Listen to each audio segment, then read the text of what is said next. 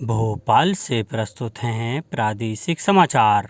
नमस्कार, समाचारों के साथ मैं जितेंद्र रघुवंशी। पहले मुख्य समाचार। देश भर के 291 आकांक्षी जिलों में फोर्टिफाइड चावल वितरित किया जाएगा। सूचना और प्रसारण मंत्रालय ने मीडिया को ऑनलाइन सट्टेबाजी प्लेटफॉर्म के विज्ञापन प्रसारित या प्रकाशित न करने की सलाह दी। भारत और दक्षिण अफ्रीका के बीच 5 मैचों की श्रृंखला का तीसरा अंतर्राष्ट्रीय T20 मैच आज विशाखापट्टनम में खेला जाएगा और प्रदेश के कई इलाकों में जोरदार प्री मानसून बारिश होने से गर्मी से मिली मुक्ति। भोपाल में भी मौसम बदला। अब समाचार विस्तार से। केंद्र सरकार ने कहा है कि 2022-23 में सार्वजनिक वितरण प्रणाली के माध्यम से देश भर के 291 आकांक्षी और अधिक बोझ वाले जिलों में फोर्टिफाइड चावल वितरित किया जाएगा। खाद्य सचिव सुधांशु पांडे ने कल नई दिल्ली में बताया कि सरकार ने इस दौरान 175 लाख मीट्रिक टन फोर्टिफाइड चावल उपलब्ध कराने की योजना बनाई है। उन्होंने कहा कि इस योजना में सभी एकीकृत बाल विकास सेवा केंद्रों, प्रधानमंत्री पोषण और मध्याह्न भोजनों स्कूलों को शामिल करने पर ध्यान दिया जाएगा। 16 राज्यों के 90 से अधिक जिलों ने इस चावल को लेना शुरू कर दिया है। वर्ष 2021-22 में पहले चरण के दौरान लगभग 17 लाख मीट्रिक टन फोर्टिफाइड चावल वितरित किया गया था। फोर्टिफाइड चावल में एनीमिया की चुनौती से निपटने के लिए आयरन, फोलिक एसिड और विटामिन B12 जैसे पोषक तत्वों को मिलाया जाता है। सूचना और प्रसारण मंत्रालय ने मीडिया को परामर्श जारी कर ऑनलाइन सट्टेबाजी प्लेटफॉर्म के विज्ञापन प्रसारित या प्रकाशित न करने की सलाह दी है। प्रिंट, इलेक्ट्रॉनिक, सोशल और ऑनलाइन मीडिया में ऑनलाइन सट्टेबाजी वेबसाइटों और प्लेटफॉर्म के विज्ञापनों के मद्देनज़र यह सुझाव दिया गया है। इसमें कहा गया है कि सट्टेबाजी और जुआ देश के अधिकांश हिस्सों में अवैध हैं। इससे उपभोक्ताओं, विशेषकर युवाओं और बच्चों के लिए वित्तीय और सामाजिक आर्थिक जोखिम हो सकता है। परामर्श में यह भी कहा गया है कि ऑनलाइन सट्टेबाजी के विज्ञापन भ्रामक हैं।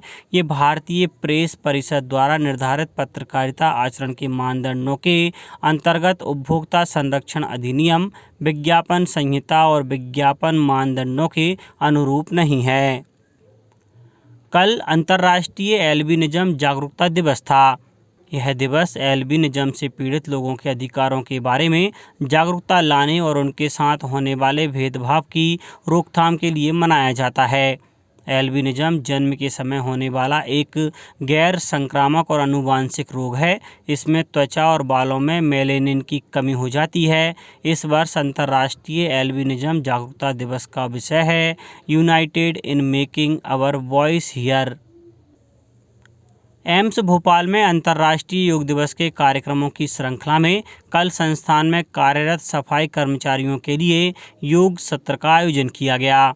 कार्यक्रम की शुरुआत में चिकित्सा अधीक्षक डॉक्टर मनीषा श्रीवास्तव ने संस्थान में कार्यरत सफाई कर्मचारियों को अपने संबोधन में योग को दैनिक जीवनचर्या में शामिल करने हेतु प्रोत्साहित किया। योग सत्र को डॉक्टर मुद्दा सोफिया तथा डॉक्टर श्वेता मिश्रा द्वारा संचालित किया गया। कार्यक्रम में संस्थान के लगभग 80 सफाई कर्मियों ने भाग लिया। मानसून सीजन के दौरान आंधी, बारिश एवं अन्य व्यवधान के कारण हुए बिजली फॉल्ट की शिकायतें दर्ज कराने के लिए मध्य क्षेत्र विद्युत वितरण कंपनी द्वारा उपभोक्ताओं को अनेक विकल्प प्रदान किए गए हैं। अब उपभोक्ता के पास विद्युत व्यवधान संबंधी शिकायतों को दर्ज करने के लिए कॉल सेंटर के toll free number 1912, WhatsApp number 0755-255-1222, mobile app उपाय अथवा कंपनी की वेबसाइट portal.mpcz.in का विकल्प मौजूद है। उपभोक्ता इन विकल्पों में से किसी भी एक विकल्प का उपयोग कर अपनी विद्युत व्यवधान संबंधी शिकायतें दर्ज कर आसानी से निराकरण करा सकते हैं। कंपनी ने कहा है कि उपभोक्ता शिकायत दर्ज करने के लिए अपने मोबाइल में कंपनी के व्हाट्सएप नंबर 0755-255-1222 को सेव कर मैसेज हाय लिखकर भेजें। एवं आगामी संदेशों का पालन करें। इसी प्रकार प्ले स्टोर के माध्यम से उपाय ऐप को डाउनलोड कर एवं उसके उपयोग से भी अपनी शिकायत आसानी से दर्ज करा सकते हैं। कंपनी के portal.mpcz.in पर जाकर LT सर्विसेज पर क्लिक करें एवं उसके बाद कंप्लेंट पर क्लिक करें तथा आगामी संदेशों का पालन करें अथवा 1912 पर कॉल कर IVRS के माध्यम से त्वरित शिकायत दर्ज करने की सुविधा उपलब्ध है। सीहोर जिले में स्थित रातापानी अभयारण्य क्षेत्र में ट्रेन से वन्य प्राणियों की मौत रोकने के लिए रेलवे 4 ओवरपास बनाएगी। चारों ओवरपास की ड्राइंग पास हो गई है। ओवरपास के दोनों ओर पेड़ पौधे लगाकर हरियाली विकसित की जाएगी ताकि वन्य प्राणियों को प्राकृतिक माहौल मिल सके। ट्रेन आने पर वन्य प्राणी विचलित ना हो और नीचे न कूदें, इसलिए 3 मीटर चैनलिंग फेंसिंग लगाई जाएगी।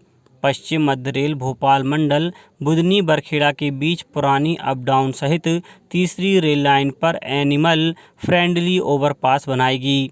वन्य प्राणियों के लिए रेलवे ने इसमें 6 चेक डैम बनाए हैं ताकि उन्हें पीने का पानी आसानी से मिल सके। अब कुछ समाचार खेल जगत से। क्रिकेट में भारत और दक्षिण अफ्रीका के बीच 5 मैचों की श्रृंखला का तीसरा अंतर्राष्ट्रीय T20 मैच आज विशाखापट्टनम में खेला जाएगा। श्रृंखला में बने रहने के लिए भारत को इस मैच में जीत दर्ज करनी होगी। इससे पहले भारत 2 मैच हार चुका है।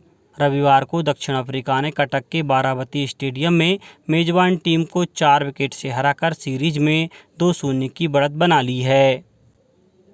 प्रदेश के खिलाड़ी पंकज गारगामा ने खेलो इंडिया यूथ गेम्स में मलखंभ में 3 स्वर्ण हासिल किए हैं। मध्य प्रदेश को कुल 27 पदक मिले, जिनमें 9 स्वर्ण, 8 रजत और 10 कांस्य पदक शामिल हैं। पंकज के साथ ही प्रदेश के खिलाड़ी सिद्धि गुप्ता, प्रणब कोरी, इंद्रजीत नागर, हर्षिता कनाडकर ने भी मलखंभ में बेहतरीन प्रदर्शन किया। यूथ गेम्स में पहली बार मलखंभ को जोड़ा गया है। प्रदेश में मलखंभ को करीब 10 वर्ष पहले राज्य खेल घोषित करने की पहल हुई। उज्जैन में मलखंभ के फीडर सेंटर स्थापित करने का कार्य किया। खेलो इंडिया यूथ गेम्स का कल समापन हो गया। समापन समारोह के मुख्य अतिथि हरियाणा के राज्यपाल बंडारू दत्तात्रेय थे। इन खेलों में हरियाणा पदक तालिका में शीर्ष पर रहा, जबकि महाराष्ट्र दूसरे और कर्नाटक तीसरे स्थान पर रहा।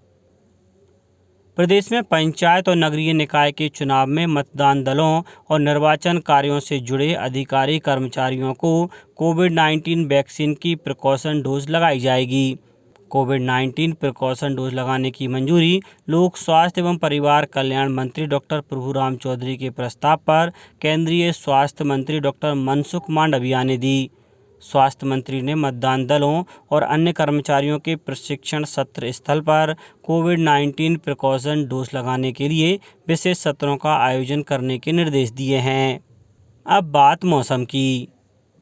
प्रदेश में प्री मानसून की गतिविधियां शुरू हो गई हैं और अलग अलग इलाकों में जोरदार बारिश हो रही है, जबकि भोपाल में दिन भर बादल छाए रहे और कुछ हिस्सों में हल्की बूंदाबांदी हुई, जिससे लोगों को गर्मी से कुछ राहत मिली। धार और बड़वानी जिले में आकाशीय बिजली गिरने से 2 लोगों की मौत हो गई। मौसम वैज्ञानिक डॉक्टर PK साहा ने बताया कि प्रदेश भर में प्री मानसून की गतिविधियां जारी हैं, जबकि 15 जून के बाद प्रदेश में मानसून के आने की संभावना है। अलीराजपुर जिले में बीते 24 घंटों के दौरान जिले में 11.05 मिलीमीटर बारिश दर्ज की गई। नीमच और अशोकनगर में झमाझम बारिश होने से लोगों को तेज गर्मी से राहत मिली। सीहोर जिले में प्री मानसून की दस्तक देने के बाद मौसम ठंडा हो गया, लेकिन अब बारिश के बाद पड़ रही उमस से लोग परेशान हैं। अब कुछ समाचार संक्षेप में। राष्ट्रपति चुनाव के लिए विज्ञान भवन नई दिल्ली में भारत निर्वाचन आयोग द्वारा आयोजित कार्यशाला में रिटर्निंग ऑफिसर व प्रमुख सचिव मध्य प्रदेश विधानसभा AP सिंह तथा अवर सचिव मुकेश मिश्रा द्वारा भाग लिया गया। अनूपपुर जिले के गुदुम बाजा नृत्य ने आंध्र प्रदेश के विशाखापट्टनम में केंद्रीय जनजातीय कार्य मंत्रालय के सहयोग से आयोजित जनजातीय नृत्य महोत्सव में प्रथम पुरस्कार जीता है। धार जिले में त्रिस्तरीय पंचायत एवं नगरीय निकाय निर्वाचन मतदान करने के लिए मतदाताओं के पास 22 दस्तावेजों में से कोई एक दस्तावेज पहचान के तौर पर मतदान केंद्र पर लाना अनिवार्य रहेगा। अशोकनगर नगरपालिका में पार्षद पद के लिए 3 नाम निर्देशन दाखिल किए गए हैं। सीहोर के चर्च मैदान पर चल रहे फुटबॉल प्रशिक्षण शिविर में बड़ी संख्या में खिलाड़ी इस खेल के गुर सीखने के लिए आ रहे हैं। अलीराजपुर में सरदार सरोवर परियोजना के अंतर्गत 1.5 दर्जन से अधिक डूब प्रभावित गांवों के लिए प्रशासन ने अभी से अलर्ट जारी करते हुए विशेष तैयारी शुरू कर दी है।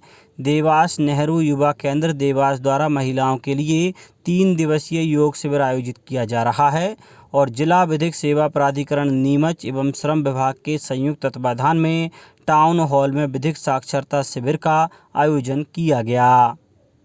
अंत में मुख्य समाचार एक बार फिर। देश भर के 291 आकांक्षी जिलों में फोर्टिफाइड चावल वितरित किया जाएगा। सूचना और प्रसारण मंत्रालय ने मीडिया को ऑनलाइन सट्टेबाजी प्लेटफॉर्म के विज्ञापन प्रसारित या प्रकाशित न करने की सलाह दी। भारत और दक्षिण अफ्रीका के बीच 5 मैचों की श्रृंखला का तीसरा अंतर्राष्ट्रीय T20 मैच आज विशाखापट्टनम में खेला जाएगा और प्रदेश के कई इलाकों में जोरदार प्री मानसून बारिश होने से गर्मी से मिली मुक्ति। भोपाल में भी मौसम बदला। इस बुलेटिन में इतना ही। घर पर रहिए, सुरक्षित रहिए और सुनते रहिए प्रादेशिक समाचार। नमस्कार।